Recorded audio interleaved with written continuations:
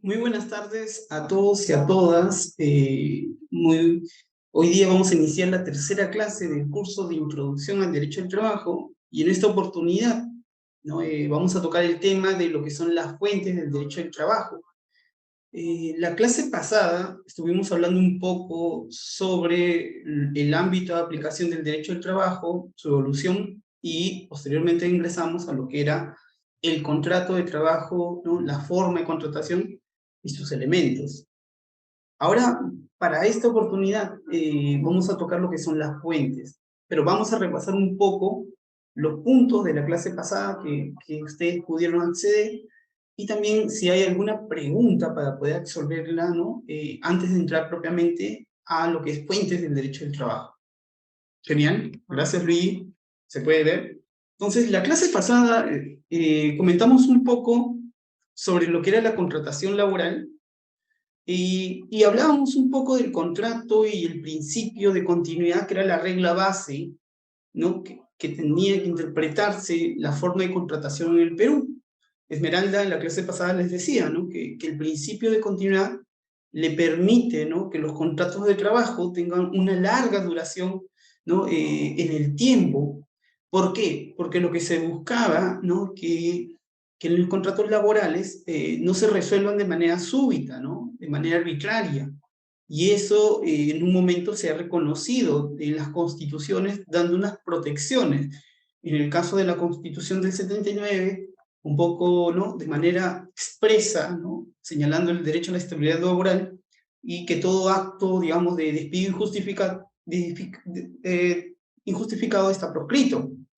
Entonces, distinto lectura a la Constitución del 93, donde le reconoce el derecho al trabajo, pero también la protección que le brinda la Constitución del 93 no la desarrolla de manera expresa y dice la norma que es el legislador el que va a establecer cuál va a ser esa adecuada protección, es decir, da un mandato al legislador para que dé esa adecuada protección, siempre y cuando no vacíe de contenido el derecho al trabajo. Y es por eso que les comentábamos eh, que hubo una sentencia muy interesante, ¿no? En el 2001 por parte del tribunal donde le da contenido a este punto y establece el parámetro donde debe ser entendido la protección contra los despidos, ¿no? Y crea dos supuestos adicionales de reposición, que son los despidos fraudulentos incausados, adicionalmente que ya teníamos en la legislación los despidos nulos, cuando se afecta el derecho al trabajo y otros derechos fundamentales, como por ejemplo la libertad sindical o la igualdad y no discriminación, o se da una protección mayor, ¿no? A la organización sindical, a los dirigentes sindicales, o también a la madre trabajadora, ¿no? O cuando está en pre y postnatal. Entonces, eso es importante señalarlo. Ahora, claro, yo les decía, ¿no? Que la regla del principio, ¿no? De continuidad es importante entenderlo porque los principios nos permiten a nosotros poder, digamos, interpretar dentro de las funciones, nos permite interpretar las disposiciones. Y el principio de continuidad, ¿no? Si bien está de manera expresa, ¿no? Como los trabajadores tienen derecho a la estabilidad, ¿no? No quiere decir porque la Constitución del 93 no lo señala de manera expresa, el principio haya desaparecido. Es aplicable también a estos supuestos y vamos a encontrar su desarrollo no solamente en la protección, sino en la forma de contratación. Es decir, cuando el artículo 4 establece esta presunción del objeto del contrato, lo que está buscando acá es que los contratos verbales, ¿no? Que no se tengan, digamos, que tengan estos elementos, se presuman a plazo indeterminado. Y los contratos escritos, ¿no? Pueden ser, por excepción, ¿no? Los contratos temporales. Entonces, hay una formalidad que pide, ¿no? Todo contrato temporal tiene que ser escrito y todo contrato a plazo indeterminado puede ser verbal o también puede ser escrito. Entonces, ahí. Entonces, la contratación a plazo indeterminado con la contratación temporal no se contraponen. Es decir, no son dos instituciones que son contradictorias, armonizan. Porque a una actividad permanente, ¿no? Sea temporal o principal, le va a corresponder siempre un contrato a plazo indeterminado. Pero a una actividad que no es permanente, es decir, temporal, la regla es que le corresponde un contrato a plazo fijo. Por ejemplo, si un trabajador se va, digamos, suspende su contrato porque va a hacer una maestría en el extranjero por 1 año, entonces al empleador se le habilita de poder contratar a un trabajador que supla al trabajador que está pidiendo la licencia para que él pueda reemplazarlo. Entonces, y claro, el contrato puede establecer y se justifica por qué la contratación es temporal, ¿no? Y la cláusula del contrato se va a resolver, es decir, se va a extinguir esa relación cuando retorne el titular al puesto de trabajo.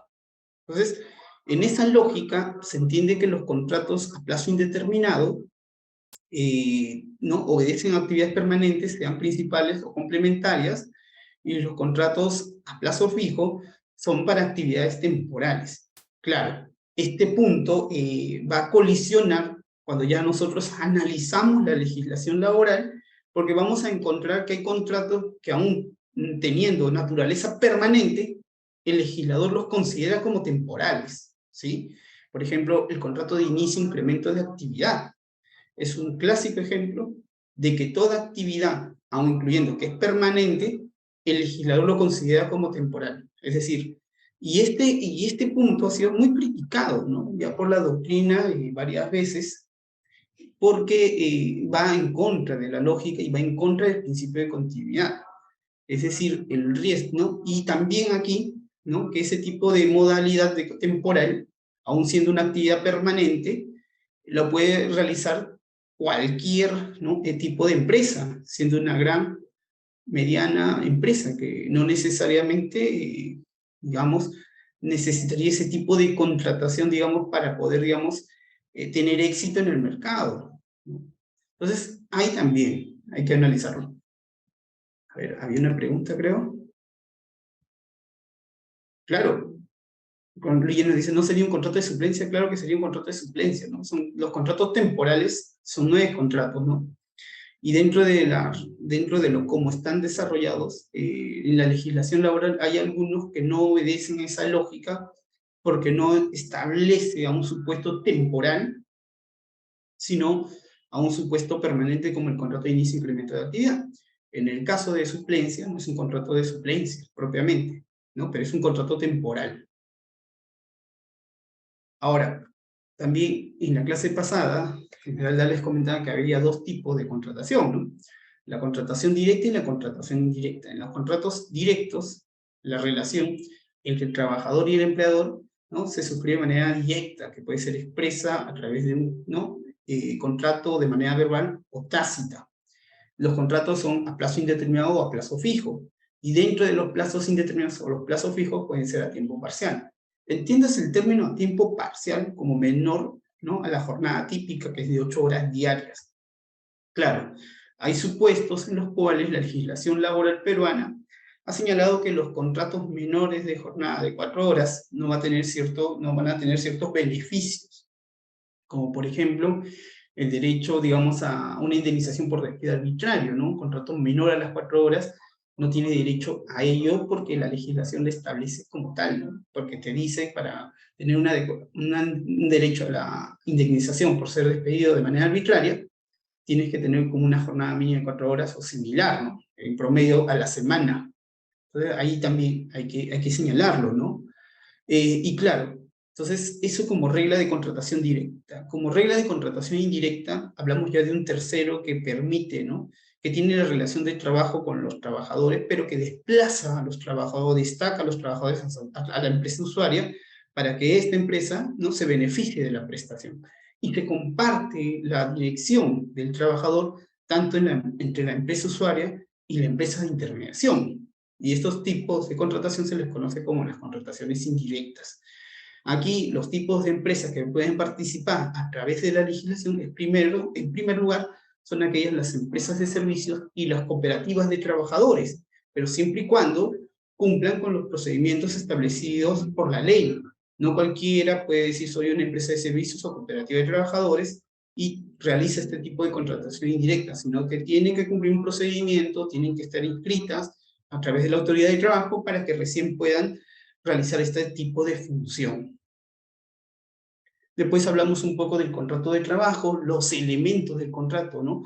Que normalmente en las clases le dicen, el contrato de trabajo es prestación, subordinación y remuneración. pero esos tres elementos son parte de los elementos del objeto, ¿no? Son parte de los elementos especiales del objeto del contrato. Entonces, pero para que un contrato sea totalmente, genere todos sus efectos, tiene que contar con estos tres elementos esenciales: consentimiento, objeto y causa. Entonces, el consentimiento es la declaración de voluntad, ¿no? Que puede ser expresa o tácita, y que vamos a encontrar a los dos, ¿no? Trabajador y empresario. Ahí también tienen los presupuestos, que ya muy bien Esmeralda les comentó en la clase pasada. El objeto del contrato, ¿no? Aquí sí me quiero, ¿no?, adelantar un poco más que en los elementos comunes de ser posible, lícito, determinado y determinable, un poco en los elementos específicos del contrato, ¿no? Hablamos que los tres elementos, ¿no?, son la prestación, la remuneración y la subordinación. En la prestación, decíamos que era de carácter indelegable, es decir, que no puede ser sustituido el trabajador que ha suscrito el contrato de trabajo. Es decir, no puede ser reemplazado por A, por B, por C. Si pasa ello, ya no estaríamos propiamente en una relación laboral.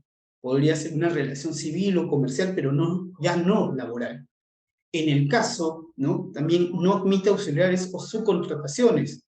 Aunque aquí, cuando hablamos, la ley dice o establece, ¿no?, que sí puede, dependiendo de la actividad, puede ser ayudado sin que se desnaturalice la prestación de servicios del trabajador. Esto es importante porque cuando uno revisa y dice, oye, ¿en qué casos puede ser ayudado de acuerdo a la naturaleza de las labores?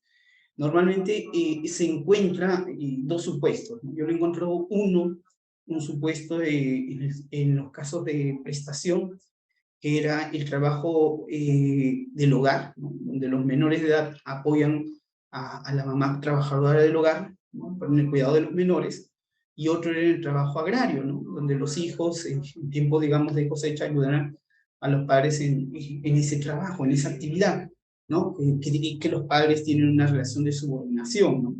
Entonces, en esos supuestos que he encontrado y que la doctrina los ha señalado, ¿no?, en el caso de los trabajadores agrarios, si no mal recuerdo lo leí en lecciones del derecho del trabajo del profesor, eh, ¿no?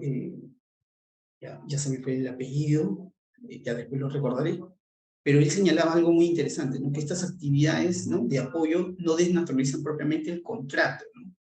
El profesor Bosa Pro, si no mal recuerdo, era el que señalaba ahí en su libro. Y también otro de los elementos, el concepto de remuneración. El concepto de remuneración, que tiene tres elementos para que sea considerado el pago como de carácter remunerativo. Y claro, cuando hablamos de remuneración, deriva de la prestación del servicio. Entonces, esto es importante, ¿no? Si el concepto de remuneración deriva de la prestación del servicio, van a haber conceptos que no deriven de la prestación propiamente del servicio, pero que van a estar denominados con carácter remunerativo. Por ejemplo, la asignación familiar, ¿no? La asignación familiar que se le otorga al trabajador por su condición de padre de familia o madre de familia. Y se le paga, ¿no?, un porcentaje, ¿no?, un 10% de la remuneración mínima vital. Entonces, esto es importante, ¿por qué? Porque ese pago, que se le reconoce como la asignación familiar, tiene por ley denominación de concepto remunerativo. ¿Pero esto deriva de la prestación del trabajador? La respuesta es no, porque no se le está dando ese concepto de pago por su prestación, sino por su condición. Entonces, ahí, ¿no?, que también puede haber conceptos remunerativos señalados, dispuestos por ley, y no necesariamente que deriven de la prestación del trabajador. Y también, ¿no?, otro punto que nos dice acá, que para que sea concepto remunerativo, parte de la prestación de servicios, el pago tiene que ser en dinero, en especie. Bueno, dinero es en soles, ¿no? Creo que ahí no hay mucha controversia. La controversia es en especies, ¿no? Porque nuestra legislación no ha establecido qué debemos entender por especie. Entonces, una definición podría ser todo aquel concepto distinto al dinero y que sea aceptado por el trabajador. Esto es importante señalarlo, ¿no?, porque la regulación hubiera sido muy importante que establezca, ¿no?, digamos, para que no haya un ejercicio abusivo por parte del empleador, que es especie como concepto de remuneración, ¿no?, con el objeto de proteger al trabajador. Entonces, claro, primero tendría que haber una aceptación por parte del trabajador, y segundo, que esa especie, ese pago en especie, le genere una ventaja, ¿no?, al trabajador. Y claro, que otros recuerdos señalan, ¿no?, en doctrina, que tiene que tener un fácil intercambio en el mercado. Y bueno, pero estos son, digamos, elementos, ¿no?, de lo que debería tener el concepto de pago en especie.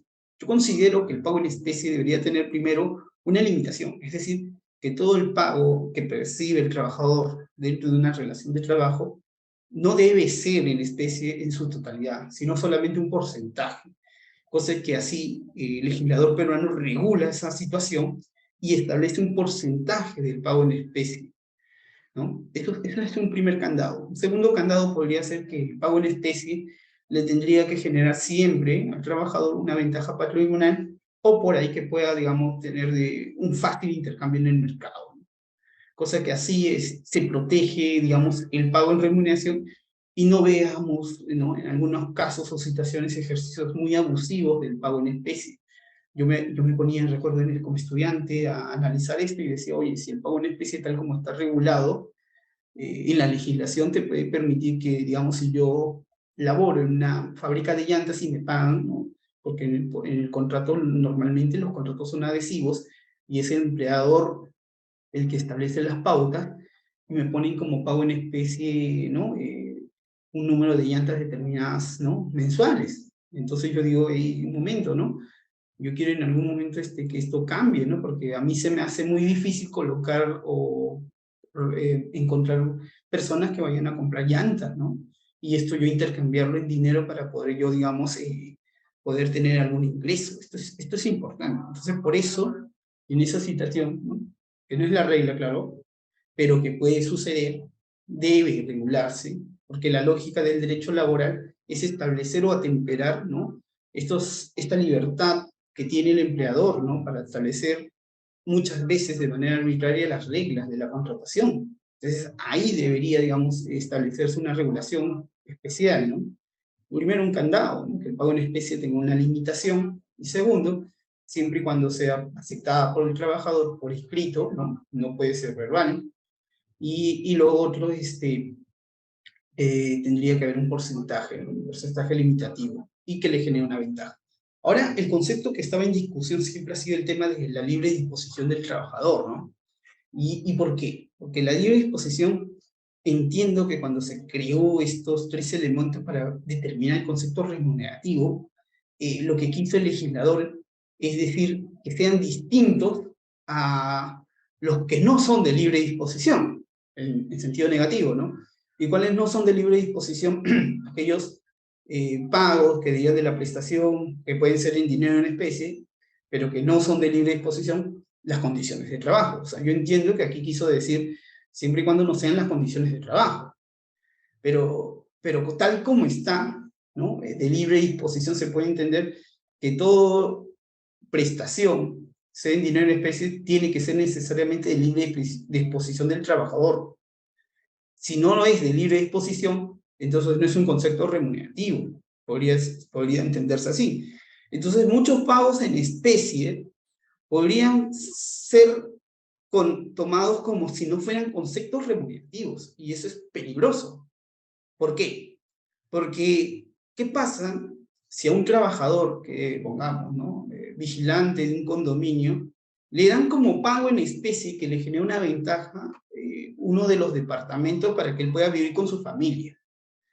Ese ingreso, ¿no?, o ese pago, ¿no?, en especie le genera una ventaja, ¿no? Se ahorra que el alquiler que tenía que haber pagado en cualquier otro lugar, ¿no? Y él acepta. Entonces, claro, ahí y la especie podría ser, ¿no?, la totalidad del mes, y adicionalmente podría haber un concepto, ¿no?, en dinero.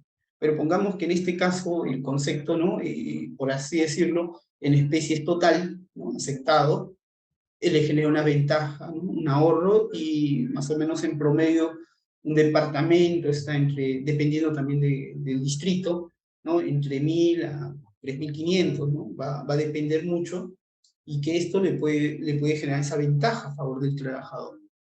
Entonces, en ese punto, uno podría decir, oye, como no es de libre disposición ese pago en especie, entonces no es un concepto remunerativo. ¿Por qué? Porque es un bien que, si bien tiene el goce el trabajador de ese pago en especie, pero no puede disponer de ese bien, es decir, no puede subarrendar ni puede venderlo.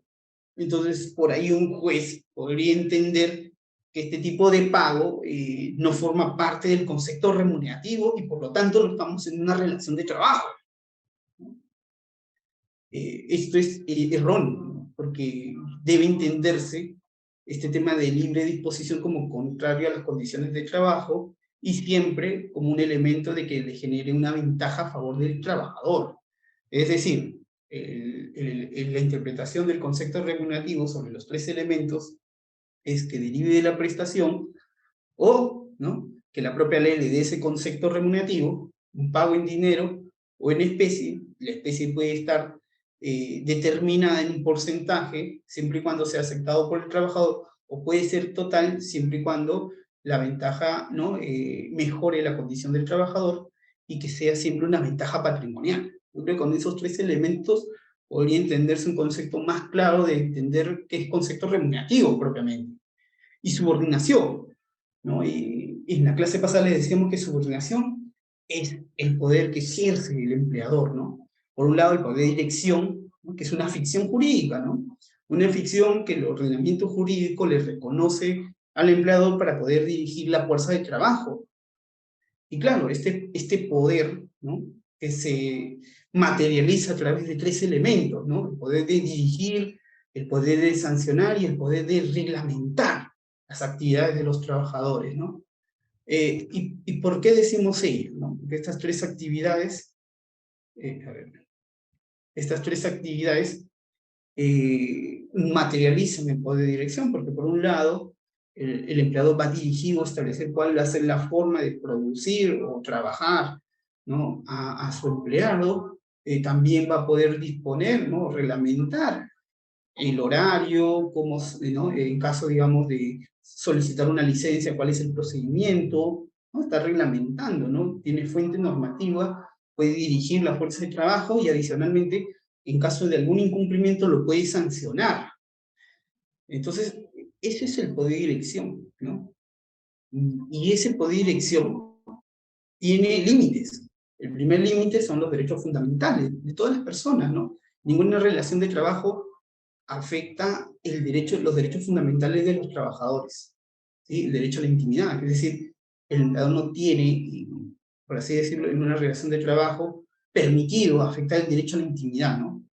Ni tampoco, ¿no?, podría. Recuerdo un caso, ¿no?, de una obra teatral, donde los trabajadores suscribían en las cláusulas de su contrato de que no pueden tener ningún tipo de relación, por así decirlo, distinta de la profesional con sus compañeros de trabajo. Y yo me preguntaba, oye, este tipo de cláusulas, ¿no?, que ejerce el poder de dirección a través de ¿no?, a través de sus cláusulas contractuales, estaría afectando el normal o libre desarrollo de la persona. Es permitido, se le permite al empleador establecer ese tipo de cláusulas, ¿sí?, incluso negándole a los trabajadores de que puedan vincularse distinto a lo profesional, ¿no? Entonces, esto es interesante, ¿no? Porque, porque ya en algunos ordenamientos, ¿no?, europeos, recuerdo que han sido sancionadas las empresas, ¿no?, por este tipo de cláusulas. Claro, por un lado la empresa alegaba que esto tiene que ver por un tema de productividad, porque muchas veces, habiendo relaciones distintas a las profesionales, había más problemas, digamos, dentro de la empresa, ¿no? Incluso.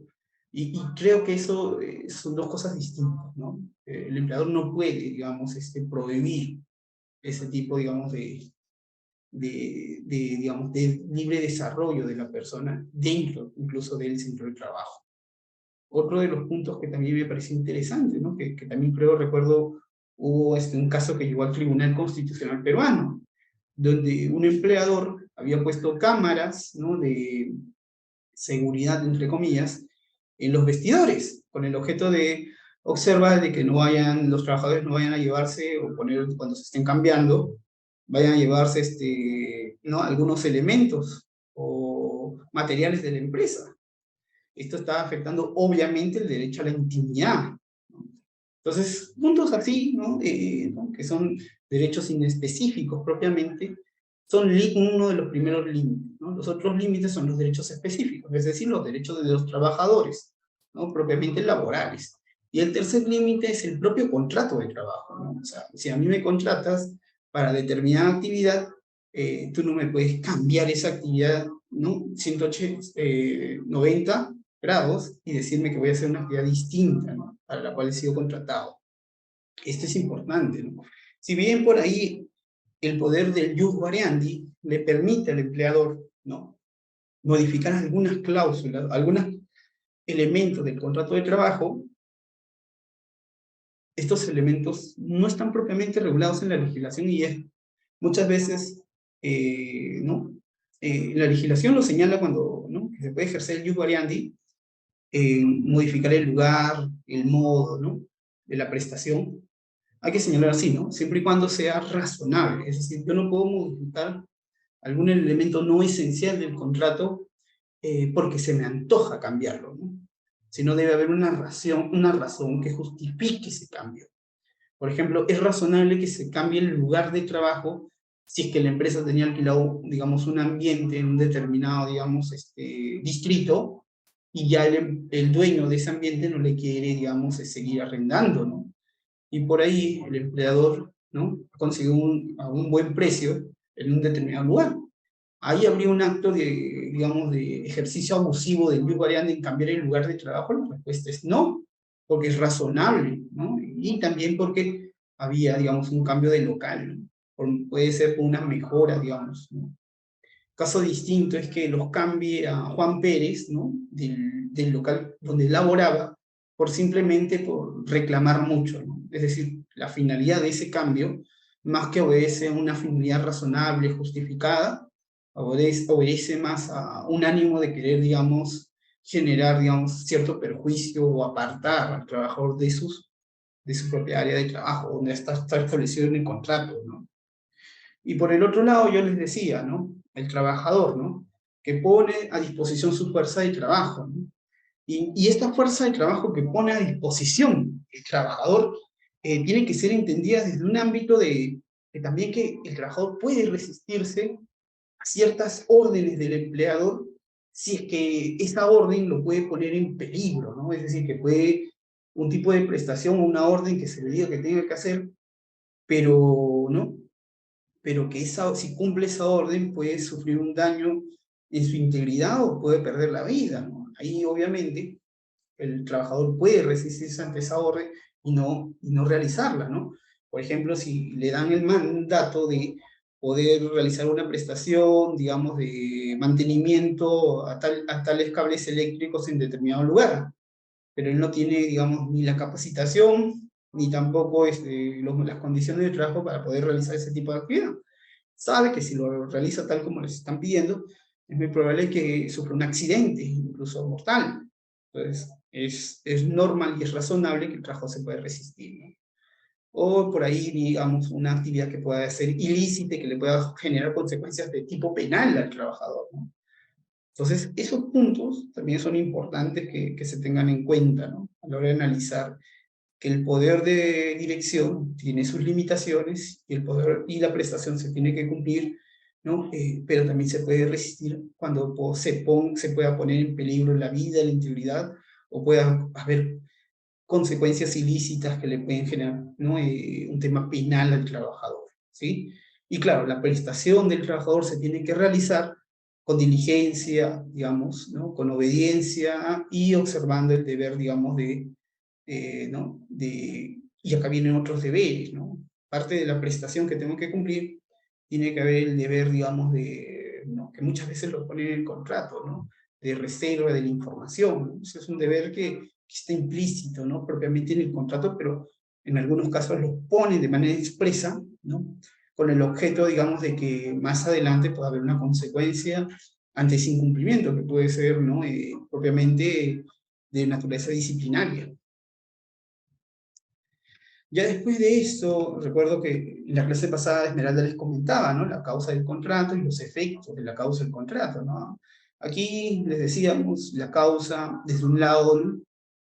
Que puede ser una teoría subjetiva, una teoría objetiva, o una teoría ecléctica, la cual nosotros más ¿no? tomamos en posesión, ¿no? En la clase, es que, claro, ¿no? Si la causa del contrato es el móvil, un fin inmediato por el cual se suscribe, ¿no? El trabajador, el contrato de trabajo, ¿no? Se quede en el área subjetiva. Pero si también analizamos solamente la teoría objetiva, ¿no? Que es la fin o razón intrínseca, ¿no? Del acto de contratar, también ahí estamos analizando, ¿no? De manera parcial esta causa. Yo cuando tomamos esta posición, ¿no? Que la causa del contrato consiste en el cambio de las prestaciones, ¿no? Por un lado, lo objetivo, ¿no? Y también a su vez lo subjetivo, ¿no? Que tiene el fin por el cual, ¿no? Está suscribiendo los contratos a las partes, ¿no? O sea, por una prestación a cambio de una contraprestación y viceversa, y también es la fuerza y remuneración, además de ese cambio que le permite, ¿no? O que cumple un objetivo de función social, ¿no? Porque los trabajadores, a través de su fuerza de trabajo, ¿qué pueden hacer? Van a tener un ingreso y con ese ingreso van a poder ¿qué? Conseguir bienes y servicios y pueden, digamos, desarrollarse en esta sociedad, ¿no? Bajo las reglas de la sociedad. Igual el empleador, ¿no? La fuerza de trabajo que la va a conseguir de manera lícita y a su vez va a generarnos los ingresos o utilidades correspondientes que dentro de su objeto, digamos, ¿no? Económico. Claro, cuando se afecta la causa del contrato, podríamos estar hablando de tipos donde no estaríamos propiamente en un contrato de trabajo. Y yo recuerdo que en la clase pasada les decía, ¿no, Esmeralda? Que pueden ser estos casos, ¿no? Un caso era, lo que veíamos era, ¿no? Cuando antes, ¿no? Ahora las visas normalmente se están otorgando, ¿no? La mayoría. Antes, para un peruano tener visa, sea para Europa o sea para Estados Unidos, estoy hablando de los años 90, 80, era bien difícil, ¿no? No era sencillo. Necesitabas, para tener una visa, por ahí tener un contrato de trabajo. Entonces, muchos peruanos suscribían contratos de trabajo con empresas europeas o con empresas norteamericanas con el objeto que les otorguen la visa, ¿no? Una visa laboral, pero que en la realidad no era un contrato de trabajo, sino lo único que estaban, ¿no? Adquiriendo, o por así decirlo, ¿no? Simulando, era un contrato con el objeto de que les otorguen la visa. Y una vez llegando al país de allá, ¿no? Simplemente conseguían un trabajo y prestaban su servicio ahí, ¿no? Y se quedaban como ilegales. Esto es importante decirlo, ¿no? Porque ahí no hay un contrato de trabajo porque falta causa, ¿sí? Hay una simulación, en muchos casos absoluta, y esta simulación absoluta, más que obedecer al fin propiamente, sea intrínseco, subjetivo o objetivo, más obedecía, ¿no? a que el verdadero propósito era adquirir la visa, ¿no? Entonces, ahí también veamos un claro ejemplo de cómo se afecta la causa del contrato. Y bueno, y con eso terminábamos lo que era propiamente el objeto del contrato de trabajo. Entonces, vamos a hablar un poco ya y entrar a analizar lo que son las fuentes del derecho, ¿sí? Ya en las lecturas que les hemos dejado, ustedes han podido analizar, ¿no? Hay dos lecturas que le hemos dejado para que puedan revisar, que una es del profesor, ¿no? Introducción al Derecho del Trabajo, del profesor Javier Neves Mujica, que por aquí debo tener un libro, ¿sí? Ahora sí, creo que sí se puede ver. Este librito lo tienen en PDF, creo que es la última edición, ustedes la tienen, y yo les recomiendo leerlo, ¿no? Un fin de semana, después de salir de las prácticas o del trabajo, léanlo, ¿no? Y este libro les va a poder, digamos, dar las pautas de qué debemos entender por fuentes del derecho. Y el otro libro de Lecciones del Derecho del Trabajo, del profesor Bozapro, ¿no? Que también habla y desarrolla lo que son las fuentes del derecho. Dos libros que me parecen muy importantes que para todo, digamos, estudiante o alguien que se esté especializando en derecho laboral de manejarlo bien. Porque cuando hablamos de fuentes del derecho, ¿no? Tenemos que entender algo, ¿no? ¿Qué son las fuentes? Normalmente, sea en clases de derecho laboral, teoría del derecho, derecho administrativo o cualquier otro, el término fuente siempre ha tenido varias acepciones, ¿no? Entonces, cuando hablamos de fuentes del derecho, por lo menos para el caso del derecho laboral, y para poder explicar, ¿no?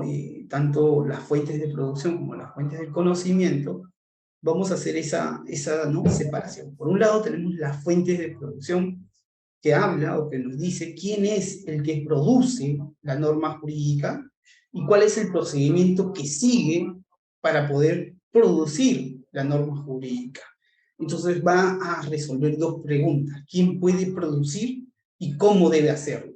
En cambio, cuando hablamos de fuentes de conocimiento, estamos hablando del producto mismo. ¿Qué es lo producido? ¿No? ¿Sí?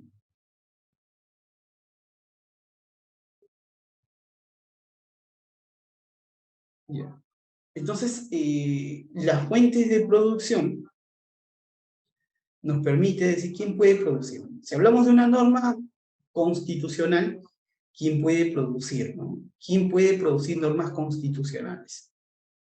¿El Congreso, el legislador, el Ejecutivo? ¿Quién? ¿No?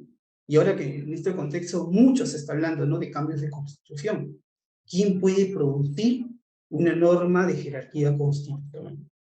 ¿Sí? Entonces ahí entrará, ¿no?, el punto de lo que es la Asamblea Constituyente, ¿no?, donde emana las normas que van a ser o que van a estar reconocidas propiamente en la Constitución, ¿no?, y que a su vez tiene que tener aprobación por el Congreso, en una primera mayoría absoluta y después en 3/4 de la mayoría del Congreso, ¿no?, en 2 sesiones. Entonces, ¿quién produce y cuál es el procedimiento? ¿No? Igual va a tener la norma de jerarquía legal, no una ley. ¿Quién produce las leyes? ¿No? El Congreso, ¿no? Tiene el monopolio de producción de leyes. ¿Y cuál es su procedimiento? ¿No? Se incorpora, ¿no?, un proyecto de ley, que puede ser los propios congresistas, ¿no?, o también puede ser, ¿no?, por iniciativa, ¿no?, digamos, de la población. Y estos proyectos de ley se debaten en una comisión, se aprueban, se da una segunda sesión, se aprueban y posteriormente se pasa al pleno para su aprobación. Y finalmente es el presidente, ¿no?, el que va a tener un plazo para que, digamos, la pueda observar o no. En caso no la observe, se publica en el Diario Oficial del Peruano, y eso es lo que vemos todos los días, ¿no? Cuando, digamos, quien produce una norma es el legislador. Y claro, ¿no? Y ya cuando hablamos de los productos, la constitución, norma constitucional o norma legal, estamos hablando de una fuente de conocimiento, que es propiamente el producto, ¿sí? Entonces, esto es importante, ¿por qué? Porque esto nos va a permitir analizar lo que el día de hoy vamos a comentar. ¿Cuáles son las fuentes del derecho al trabajo? Y yo les decía en la primera clase que las fuentes del derecho al trabajo se encuentran en todos los niveles de las fuentes del derecho.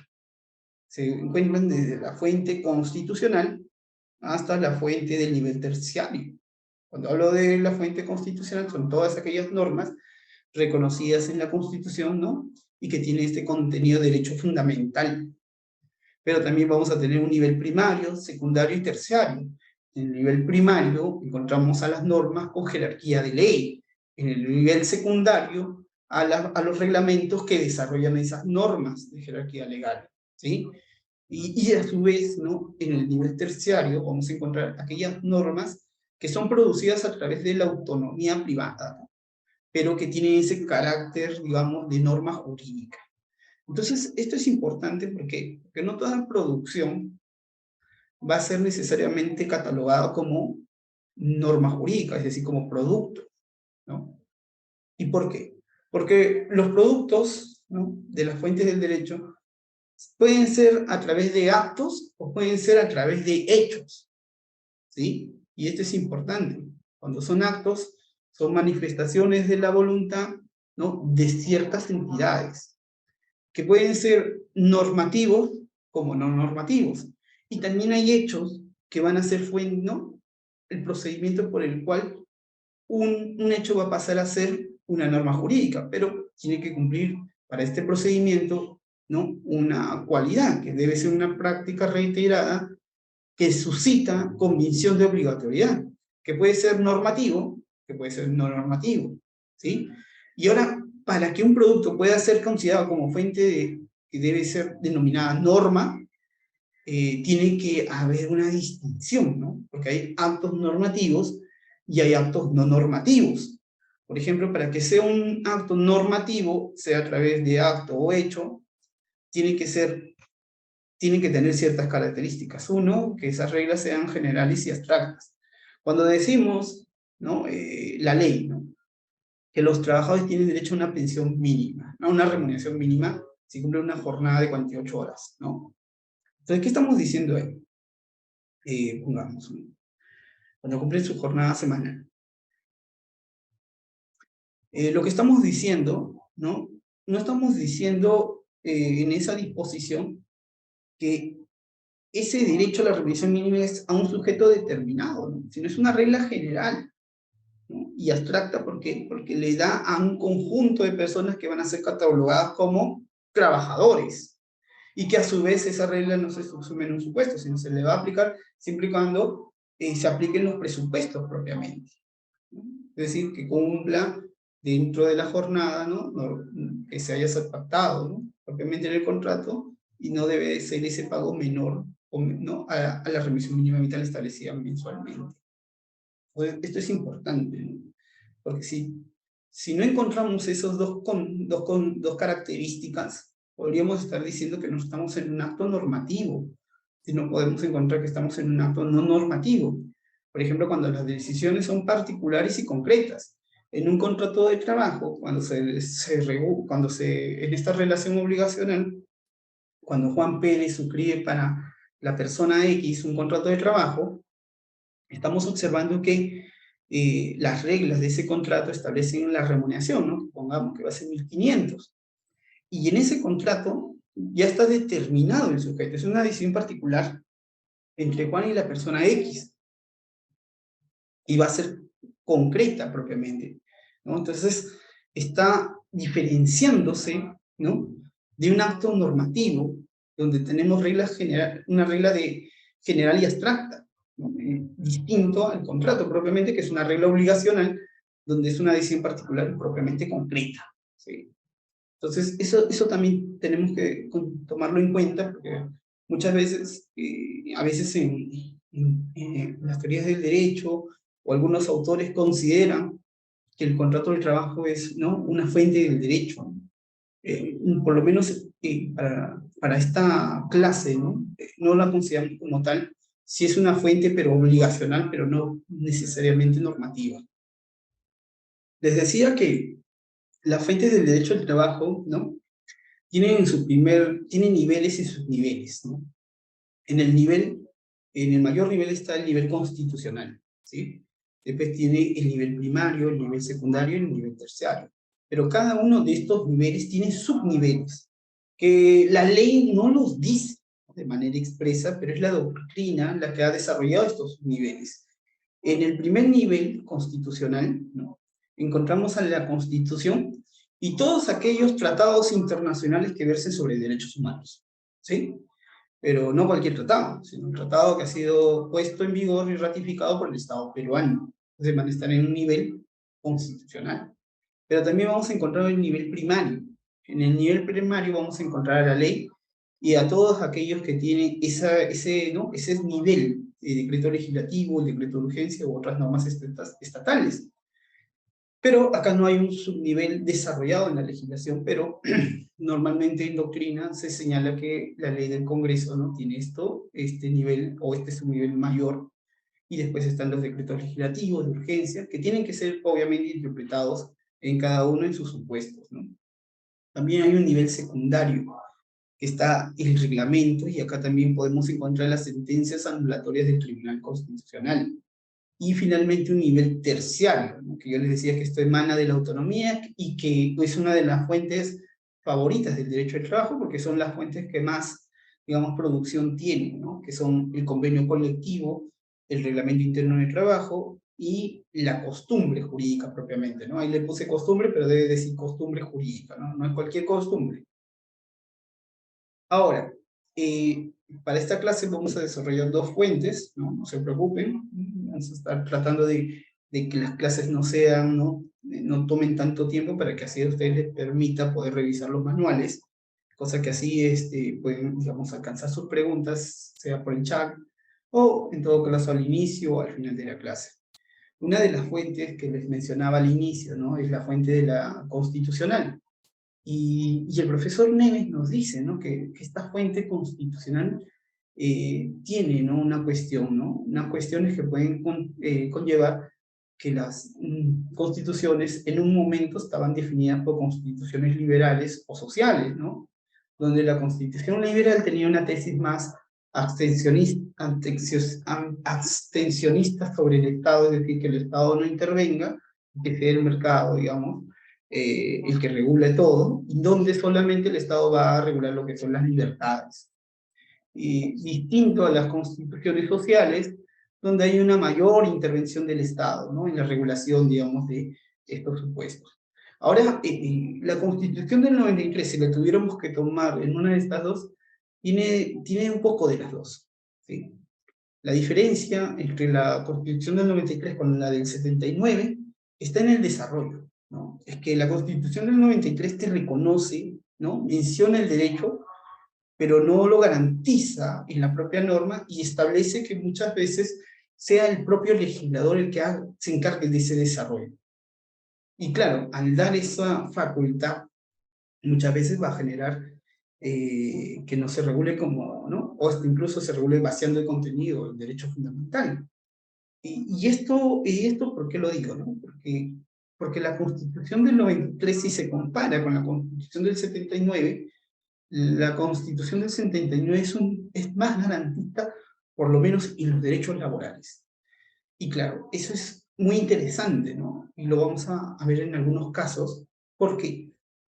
Porque la Constitución del 79 desarrolla más la protección de cómo se va a tratar el derecho que se le está reconociendo, cosa que no recoge la Constitución del 93.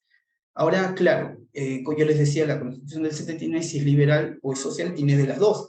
En uno puede ser, reconozca los derechos sociales, ¿no?, pero no los garantiza de tal manera como la del 79, pero también tiene su parte liberal, ¿no?, en su parte económica. Entonces, no es propiamente ni liberal 100% ni social 100%, ¿no? Tiene de las dos y muy dividido, ¿no?, dependiendo de qué capítulo, digamos, de los temas constitucionales desarrolle.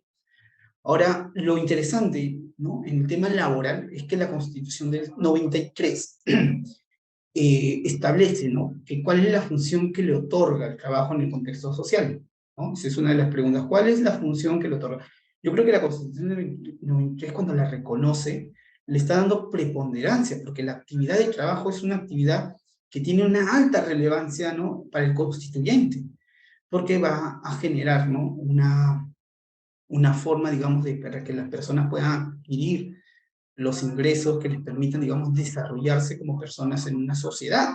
Entonces, eso lo reconoce, ¿no?, que es deber, ¿no?, y es derecho de los trabajadores. Pero cuando se dice que el trabajo es un deber, no se quiere decir que el trabajador está obligado, ¿no?, a laborar, sino desde un ámbito, creo que lo dice para señalar la preponderancia que tiene la actividad de trabajo, y por un lado un derecho, ¿no?, un derecho que tiene toda persona, ¿no?, a poder trabajar, decidir trabajar, ¿no?, no imponerse, no imponerle el trabajo.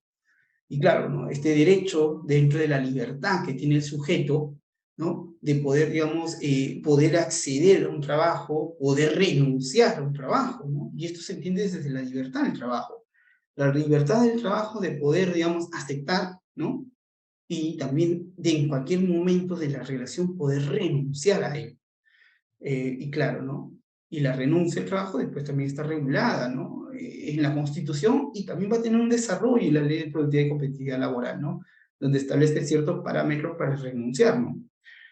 Claro, en el Perú, lo que es la renuncia, si bien tiene un reconocimiento constitucional, el reconocimiento legal atempera un poco los efectos. ¿Por qué? Porque una renuncia súbita también puede afectar de manera económica ¿a quién? A la otra parte, que es el empleador. Por eso la norma señala, ¿no?, que el trabajador a la hora de renuncia tiene que dar un preaviso de 30 días. Plazo razonable, considero, para que el empleador no se vea afectado con la extinción del contrato por parte del trabajador. Y claro, ¿no?, puede dejar, digamos, puede solicitar el trabajador que esos 30 días de preaviso se dejen sin efecto, ¿no?, con el objeto de poder renunciar de manera inmediata, ¿no? Claro, lo puede haber conversado y el empleador ha aceptado, o en todo caso, si no lo aceptan, después de los 3 días de presentada la renuncia, se toma como una presunción, ¿no? De haber sido aceptada. Y esto es importante, ¿no? ¿Por qué? Porque estamos regulando, estamos viendo cómo la legislación está regulando un derecho reconocido en la Constitución, ¿no? Que es el derecho a la libertad del trabajo, desde su vertiente negativa, que es la renuncia propiamente. Entonces, y esto es importante, ¿no? Y claro, tiene que también atemperar, ¿no?, los efectos de la renuncia con el objeto de que no afecte, ¿no?, este ejercicio de manera también grave al empleador, y es por eso que establece el plazo de preaviso, ¿no? Y un plazo de preaviso de 30 días. Y también establece que si las partes se ponen de acuerdo o si el empleador acepta, eh, se puede dejar sin efecto. Y también establece si es que el empleador no da respuesta, se presume como aceptada, ¿no? Entonces, eso es lo interesante, ¿no?, de la legislación laboral.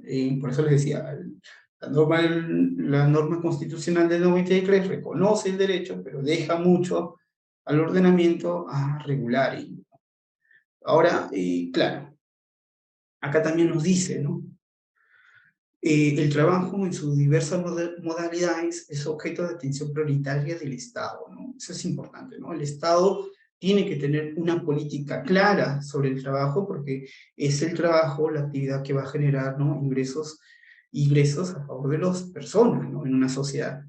Claro, por un lado, para los empresarios necesitan que tengan claras las reglas, digamos, de contratación, y por el otro lado, los trabajadores que tienen que tener una adecuada protección para que sus derechos no sean afectados, ¿no? Y también establecer los mecanismos propiamente, digamos, de protección ante algún incumplimiento, ¿no?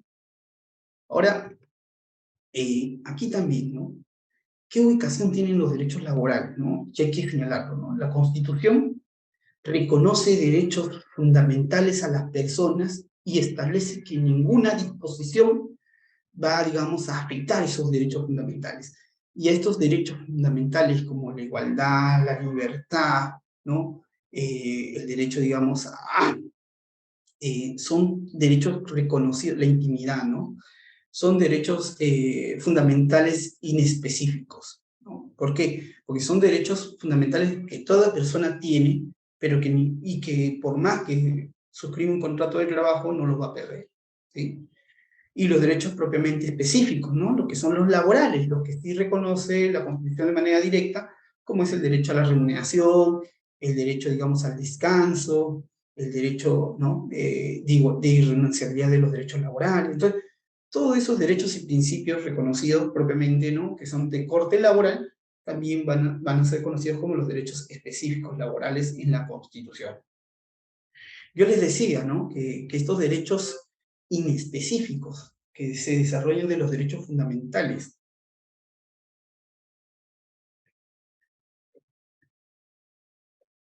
o digamos, como estoy quedando sin voz, estos derechos fundamentales que les reconocen, ¿no? El derecho, por ejemplo, a la dignidad.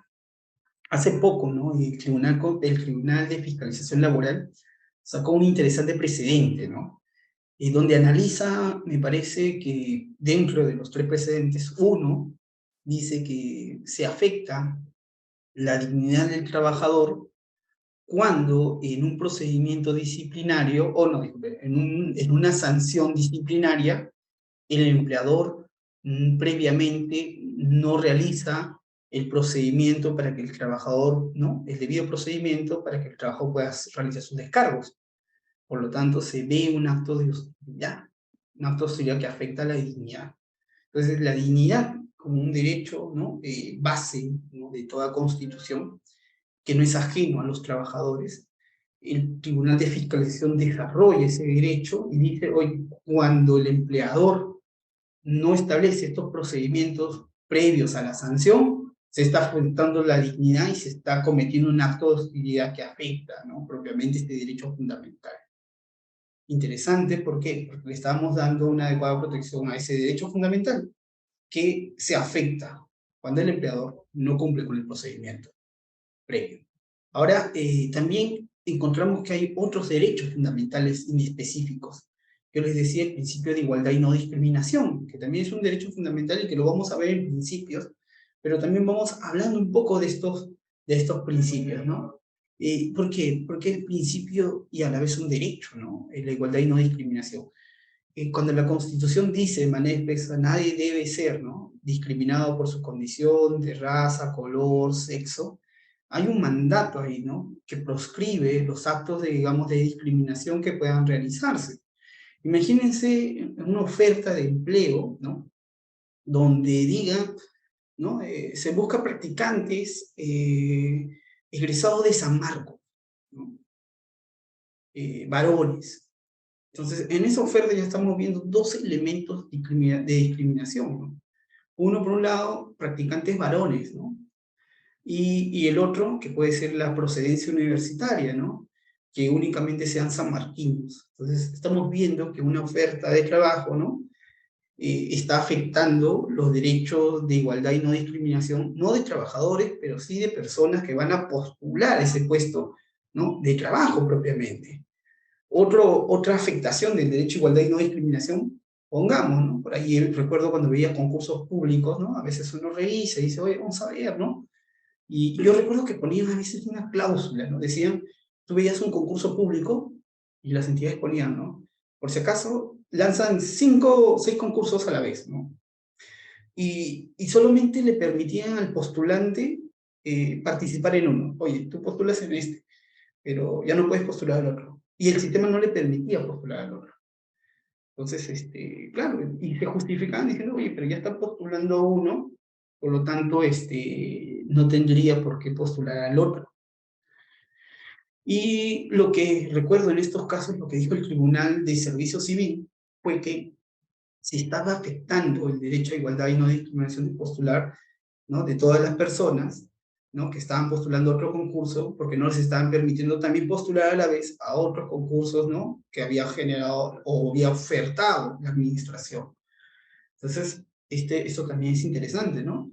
Caso también, recuerdo un concurso público muy sonado, disculpen, donde se había tercerizado la forma de postulación, ¿no?, a una universidad, para que la universidad se encargue del proceso, digamos, ¿no?, de evaluación, ¿no?, de los postulantes.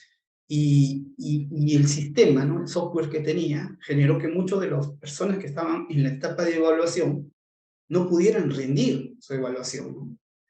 Y claro, ¿no?, muchos estaban a la hora, puntuales, ¿no?, tratando de ingresar y no podían ingresar. Y la única, ¿no?, y cada vez que ingresaban, teniendo su laptop o teniendo su computadora últimas, no les permitían y simplemente fallaron, ¿no? O sea, no pudieron, fueron eliminados. Yo recuerdo que hubo una resolución del Tribunal de Servicio Civil en ese caso, y dijo también que se estaba afectando el principio de igualdad y no discriminación al no permitirles postular en igualdad de armas, ¿no? Más aún si se había comprobado, ¿no?, que estaban a la hora, estaban con todos los accesos, que estaban con los requisitos que le habían pedido para poder ingresar y que el sistema que había colapsado no les permitía ingresar a la evaluación. Esto es interesante, ¿no? ¿Por qué? Porque yo les decía, ¿no?, todos los principios y derechos fundamentales reconocidos en esa Constitución se van a aplicar incluso hasta antes de la relación propiamente laboral, ¿no? Justo estamos hablando de casos donde todavía no es trabajador, sino está postulando, ¿no?, a ser trabajador, ¿no?, a llegar a una plaza y más adelante ser trabajador. Entonces, hay una protección en todo este ámbito. Ahora, también, ¿no? Y también es importante, ¿no? Por un lado, el principio de igualdad y no discriminación, por ejemplo, el derecho a la intimidad, ¿no? Imagínense que, que el empleador pueda revisar, digamos, las conversaciones que tenga el trabajador en su celular, ¿no?, personal. ¿Habría o no habría una afectación al derecho a la intimidad? ¿Es necesario que el empleador conozca la información que tiene el trabajador en su celular? ¿Habría una justificación para ello? Estos temas también, ¿no? O sea, por ahí podría, ¿no?, en todo caso, un empleador argumentar, ¿no?, que es necesario, digamos, corroborar esa información con el objeto, digamos, de que los trabajadores no estén, digamos, ¿no?, remitiendo información a la competencia o por ahí se estén llevando información, digamos, muy confidencial, ¿no? Yo creo que estos mecanismos de protección que pueden colisionar con derechos fundamentales deben analizarse, digamos, desde un plano en el cual se pueda entender que el bien que quieran proteger la empresa, ¿no? Que sea, digamos, la información, que sean los bienes, no tiene que necesariamente afectar los derechos fundamentales. Es una práctica, ¿no? Reiterada en muchas instituciones o empresas. Veo, ¿no? Que el trabajador va con su mochila o con su bolsa y que los de seguridad a la hora de salir les piden abrir, ¿no? Les piden abrir todo. Yo me pregunto siempre ahí, ¿no? ¿Es válido ese tipo de actos?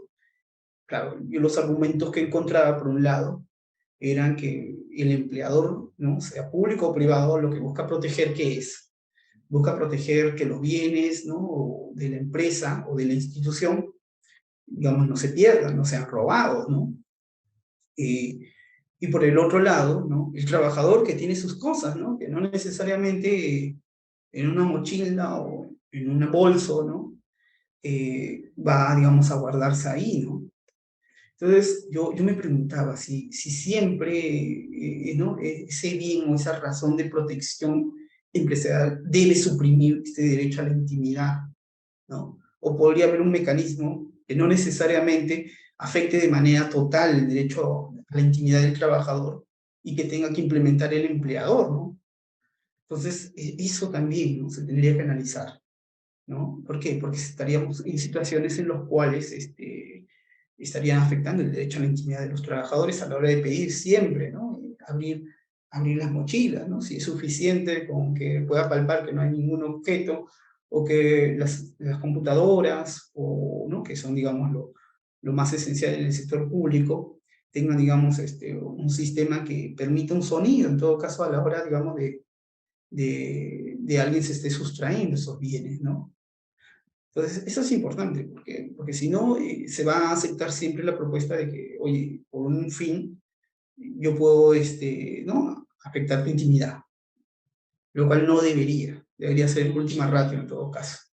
Y debería, digamos, ver si el empleador, sea institución pública o una gran empresa, está en una mejor posición de adquirir otra forma, digamos, de poder proteger sus bienes, ¿no? Por ejemplo, con un sensor, ¿no? Donde se pueda ver si es que no estoy llevando algún tema, digamos, ninguna laptop o algo, ¿no? Relevante de la institución o empresa. Esto sí sería importante, ¿no? Porque ese bien generaría, ¿no? Ese tipo, digamos, de seguridad generaría un gran costo a la empresa. La respuesta es no. Y con ese tipo de bien disminuiría la afectación al derecho a la intimidad. La respuesta es total, sí. Entonces, haciendo un test de proporcionalidad, podríamos llegar a una respuesta de que no es necesariamente se tiene que afectar el derecho a la intimidad del trabajador, si es que el empleador está en una buena posición y puede adquirir esos bienes para poder, digamos, verificar, ¿no? Que no se estén llevando los bienes, ¿no? Propiamente. Entonces, eso es importante, ¿no? Y eso lo vamos a ir analizando en cada uno de los casos cuando también entremos a los principios del derecho al trabajo, pero los vamos señalando. Entonces, yo les decía, ¿no? Que la Constitución tiene derechos inespecíficos, como estos de acá, los derechos fundamentales, pero también hablaba que tenía derechos específicos, ¿no? Oye, José, ¿y cuáles son esos derechos específicos? Dentro de los derechos específicos tenemos el derecho a qué? A la remuneración, ¿no? Entonces, el derecho a la remuneración es un derecho que se les reconoce en la Constitución a los trabajadores, pero como yo les decía, se les reconoce, pero no se desarrolla. ¿Cómo se va a garantizar? Ni siquiera en la Constitución se dice cuánto tiempo, digamos, periódico se tiene que hacer una reactualización de la remuneración mínima vital. Entonces, esto es importante, ¿por qué? Porque muchas veces va a depender de la voluntad política de quien esté en el gobierno, ¿no? Si es que está más propenso o no a este tipo de políticas, ¿no? De incrementar la remuneración mínima vital. Muchas veces la remuneración, ¿no? Pasa al Consejo Nacional del Trabajo para que sea debatido tanto por, ¿no? El conjunto de representantes de los trabajadores como de los empleadores. Y claro, las respuestas que vas a tener, por un lado sí aumento, y por el otro lado no aumento. Entonces, no hay consenso. No tenemos muchas veces los más claros dirigentes, ¿no? En esos puntos por parte del sector empresarial, ¿no? Entonces ahí viene, ¿no? O sea, normalmente es el gobierno, ¿no? Que el presidente mismo, ¿no? Sale el 28 de julio y dice, oye, va a haber aumento. Y todos recién ahí, oye, sí, va a haber un aumento de la remuneración mínima vital. Pero esto debería ser solamente político o debería, en todo caso, establecerse un procedimiento que, verdad, obedezca, ¿no? A la necesidad del incremento de la remuneración mínima vital dependiendo de los valores, ¿no? O fluctuaciones que tiene propiamente la depreciación de la moneda o del sol propiamente, ¿no? Entonces, hay elementos que creo que podrían ser objetivos, ¿no? Que se materialicen para qué, para poder tener incrementos periódicos de la remuneración mínima vital, dado que recuerdo que revisaba el día de ayer, ¿no? Perú, ¿dónde estaba, no? En consideración de los países, para no ir lejos, ¿no? Latinoamericanos nomás. ¿Cuánto es nuestra remuneración? Y claro, estamos entre los países que tiene más baja la remuneración mínima vital, ¿no? Y eso, ¿no? Claro, estábamos por encima de Argentina, pero Argentina, recuerden que está en una situación de inflación. Entonces, lo comparaba un poco con Uruguay, ¿no? Y Uruguay nos ha casi duplicado la remuneración mínima vital por ahí. Entonces, y eso es importante decirlo, ¿no? Porque muchas veces, al ser un tema político, vamos a depender mucho del gobierno de turno si es que incrementa o no la remuneración mínima vital, si se quiere, digamos, tener, ¿no? Un porcentaje de popularidad el 28 de julio, ¿no? Entonces, esto no debería dejarse al tema político o al tema del gobierno de turno, sino debería ser una política, un derecho fundamental y tener parámetros objetivos para que se pueda dar incrementos periódicos de acuerdo, ¿no? A la inflación, de evaluación de la moneda propiamente. Y por otro lado, también tenemos, como les decía, ¿no? No solamente el derecho a la remuneración, sino tenemos derecho al descanso, ¿no? Que dice, oye, el trabajador tiene el derecho al descanso semanal, ¿no? Y anual, ¿no? Ahí ya está reconociendo ¿no? Un derecho fundamental, que los trabajadores van a poder descansar sus fines de semana, ¿no? Dependiendo de los tipos de jornada, y también van a tener derecho al descanso vacacional. La legislación peruana les reconoce a los trabajadores 30 días de vacaciones, ¿no? Siempre y cuando dentro del año cumplan ciertos presupuestos, ¿no? O mejor dicho, cumplen el récord vacacional. Entonces, esto es importante, ¿no? Porque, claro, ahí yo recuerdo que a mí me decían, ¿no? Oye, pero el Perú tal vez no tiene muchos beneficios en concepto de remuneración, hay mucha no regulación por parte en la parte individual, pero hay algunos beneficios que sí, ¿no? Y claro, en esa parte les daba un poco las razones, en un sentido normativo, les decía, ¿no? Porque en el Perú, si bien el trabajador tiene derecho a 30 días de vacaciones, muchas veces no se les reconoce sus horas extras, ¿no? Trabaja más de 8 horas diarias, ¿no? Muchas veces 10, 11, ¿no? Y esos conceptos de trabajo no se les está reconociendo. Y claro, ¿no? Y esos 30 días, normalmente, también la norma les permite vender 15 y solo quedarse con 15 de vacaciones. Entonces, no es tan cierto que los 30 días en el tema nominal sea que los gocen, ¿no? Normalmente puede vender los 15 y solamente ejerce 15. ¿Y por qué los vende? ¿No? Uno dice, ¿no? Oye, ¿por qué no goza los 30? Porque no le alcanza, ¿no? O sea, oye, puedo vender 15 días para un trabajo que estoy ganando un sueldo mínimo, entonces me conviene más venderlo y solamente gozar 15, ¿no? Y eso es interesante, ¿no? Analizar esa estructura de que capaz la norma le reconoce, pero que en la práctica al final el trabajador termina vendiendo esos días.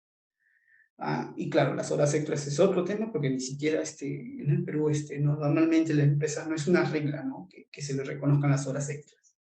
Si bien es un derecho, ¿no? Fundamental propiamente, ¿no? Que toda prestación le conlleva, ¿no? Ahora, otro punto, ¿no? Del tema de los derechos específicos, ¿no? También se le reconoce al trabajador la jornada máxima. Yo recuerdo que les decía, ¿no? Que uno de los derechos, los primeros derechos fundamentales, ¿no? A nivel internacional que se le reconoce a los trabajadores era la jornada máxima. Aquí también hemos desarrollado, ¿no? En la Constitución del 93, la jornada máxima de 8 horas a 48 horas semanales, ¿no? Y cualquiera de esas reglas se aplica y es un derecho reconocido, ¿no? Que nadie puede afectar. Ahora, también dentro de estos derechos fundamentales también vamos a encontrar principios, ¿no? Que más adelante los vamos a desarrollar, pero está el principio de irrenunciabilidad de derechos laborales, ¿no? claro, la Constitución habla de la ley, ¿no? Y la Constitución, derechos reconocidos en esos tipos de normas, que ya cuando tocamos principios vamos a señalar un poco más, pero también habla del derecho, ¿no? Por así decirlo, a la, a la interpretación más favorable, ¿no? En la aplicación, digamos, en los tipos, digamos, de disposiciones que haya una controversia en la aplicación de normas. Entonces, ¿y por qué les digo esto? Porque la Constitución los ha reconocido. Y claro, yo les decía al inicio, ¿no? Que la Constitución, a nivel constitucional, tiene dos niveles, ¿no? La Constitución misma, ¿no? Que tiene los derechos específicos y los derechos inespecíficos, pero también van a entrar los tratados de derechos humanos, ¿sí? Y los tratados de derechos humanos también son conjunto de normas, ¿no? Son productos normativos, pero que son celebrados entre sujetos internacionales, ¿no? Estos sujetos internacionales que puede ser Estado con Estado o Estado con organizaciones internacionales. Normalmente tienen ámbito que puede ser mundial o regional, y su contenido puede ser genérico o específico. Pero todos estos instrumentos se encuentran comprendidos derechos laborales. Normalmente en los ámbitos mundiales, sea la Declaración Universal, ¿no? De Derechos Humanos y los pactos internacionales de derechos civiles, políticos y derechos económicos, sociales y culturales, reconocen los derechos fundamentales, ¿no? A la libertad de asociación, entiéndase por libertad sindical, al trabajo, ¿no? A la provisión de todo tipo de trabajo forzoso, se les reconoce, pero no tiene más desarrollo, ¿no? Yo creo que en la parte, ¿no? Específica, ¿no? Vamos a encontrar un poco más de desarrollo en las disposiciones que ha brindado últimamente la Organización Internacional del Trabajo, ¿no? Donde normalmente ha habido un gran desarrollo por parte de estos derechos, ¿no? Fundamentales, ¿no? Internacionales, pero que tiene una relevancia más específica en la regulación. Y muchas veces estos tratados, ¿no? Estos convenios ratificados por el Estado peruano y puesto en vigor, ¿no? Ahora, cuando decimos eso, es porque los tratados, ¿no? De los derechos fundamentales, ¿no? Para que los convenios de la OIT entren de aplicación inmediata al ordenamiento jurídico peruano, en primer lugar tienen que ser ratificados por el Estado peruano, ¿sí? Pero no es suficiente, ojo, con que sean ratificados. Muchas veces son los propios convenios que establecen un parámetro de un número específico de estados que ratifiquen ese convenio para que recién tenga efectos el convenio. Es decir, no es porque está el convenio y un país lo ratifica y inmediatamente ese país ya tiene que aplicar esas normas internacionales, no, sino que tiene que esperar un conjunto determinado de países que hayan ¿no? suscrito ese convenio y ratificado para recién tener, para que en todo caso tenga puesto en vigor ese convenio, ¿no? Y tenga efecto inmediato. Ahora, claro, ¿no? Normalmente pongamos, ¿no? Los tratados internacionales y en estos casos la OIT, ¿no? Con sus convenios internacionales, donde lo interesante es que participan tres estamentos, ¿no? El Estado, ¿no? Representantes del Estado, ¿no? Trabajadores y también representantes de los empleadores. Estos tres, ¿no? Estamentos participan en los congresos internacionales de trabajo y a su vez aprueban estos convenios internacionales. Ahora, muchas veces, ¿no? Claro, por ahí va a haber más controversia en algunos tratados, ¿no? Que todavía no son aprobados, ¿no? Como convenios por la propia organización de la OIT, porque traen mucha controversia. Y uno de esos casos, recuerdo, fue la huelga, ¿no? La huelga, y también van a encontrar ustedes tampoco tratados sobre tercerización. ¿Por qué? Porque genera mucha controversia y tampoco no hay todavía un acuerdo entre estos tres estamentos de cómo se va a regular. Pero eso no quiere decir que la OIT no haya tenido un interesante desarrollo en los derechos y regulación propiamente de los convenios internacionales, ¿no? Y ha ratificado muchos de esos convenios, como por ejemplo la jornada máxima, el derecho a la seguridad social, ¿no? Que es el convenio 102, igualdad y no discriminación, incluso no solamente reconociendo derechos, sino también estableciendo instrumentos, ¿no? organizativos, como por ejemplo el convenio de la inspección de trabajo, ¿no? Que en el Perú es una herramienta, ¿no? Para la consideración y aplicación propiamente de los derechos laborales. El sistema inspectivo, ¿no? Dentro de los tratados de la OIT, lo que se busca es que los estados tengan un órgano que, ¿no? que les permita que los derechos que se les reconocen a los trabajadores sean eficaces. Y para eso necesitas un órgano administrativo que observe el cumplimiento de esos derechos, ¿no? Entonces, no es porque a alguien se le ocurrió en el Perú crear un sistema inspectivo, ¿no? Es porque ya veníamos con convenios que ya habíamos ratificado en el Estado, que el Estado peruano ya había ratificado y necesariamente tenía que implementarlos, ¿no? Es por eso que más adelante se crea, ¿no? El sistema inspectivo, primero escrito, formaba parte del Ministerio de Trabajo, y posteriormente,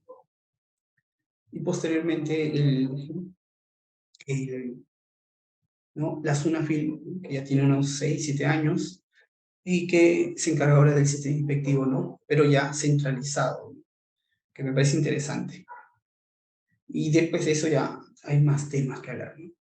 Y ya por el tiempo, nos vamos, ya van a ser 6:27, nos vamos quedando aquí, ¿sí? En tratados internacionales, nos vamos a retomar en la siguiente clase, ¿no? Porque ya nos faltaría tocar lo que son el convenio colectivo, ¿sí? Vamos a hablar un poco de la ley y el reglamento, ¿sí? Acá falta un PPT. Vamos a hablar del convenio colectivo, el reglamento interno del trabajo, la costumbre jurídica, para terminar lo que son fuentes del derecho del trabajo. Hasta aquí, si hubiera alguna pregunta, consulta, pueden escribir. En todo caso, ya en la próxima clase van apuntando y van desarrollando sus preguntas al inicio para poder absolverla. Igual nos estamos encontrando, a ver, es lunes, ¿no? Cada 2 días, para poder ya tomar la segunda clase y terminar con lo que son las fuentes del derecho del trabajo. Entonces nos estaríamos quedando aquí. Yo quiero agradecer a todos por su participación en la clase del día de hoy y ya nos estamos encontrando el pasado mañana, el miércoles. Gracias.